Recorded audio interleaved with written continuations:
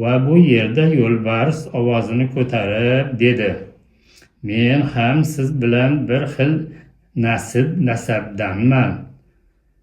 Men ham adolat o'rnatishim mumkin va men siz kabi kuchga egaman.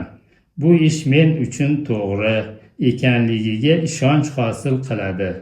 Barcha hayvonlarga nazar solib, tavozelik bilan qulluq qilgan holda maymun so'lg'in ovozda dedi: o'ylaymanki, hazratim, o'rmonda adolat va mehr-shafqatdan tashqari aqlli hayvon kerak, toki u o'rmonni yanada adolatli boshqara oladi va bu fazilatlar menda ham bor deb o'ylayman. Biroz o'yga cho'mib sher dedi: hammangiz ketingiz va ertalab oldimga kelinglar. Balki men sizlardan qaysi biringiz shoh bo'lishingizni hal qilaman. O'rmon mendan keyin kimga qolsa ekan deb ertalabgacha tafakkur qildi. Sher to'g'ri qarorga kelolmay uzoq vaqt o'ylay boshladi va kabutarni chaqirdi. Unga quyonni olib kelishni buyurdi. Quyon kelgandan keyin sher unga dedi: ey quyon, sen tezda o'rmonni o'rtasidagi katta yo'lga bor.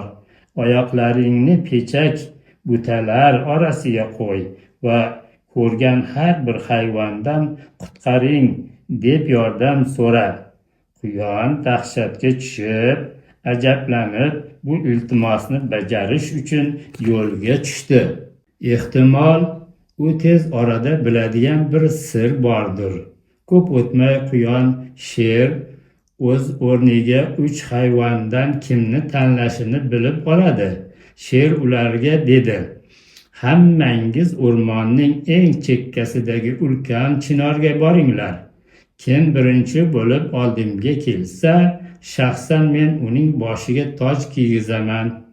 3 hayvon esa chinor daraxti tomon shoshilishdi. Tezlik bo'sag'asini boshlanishiga tayyorgarlik ko'rilmoqda.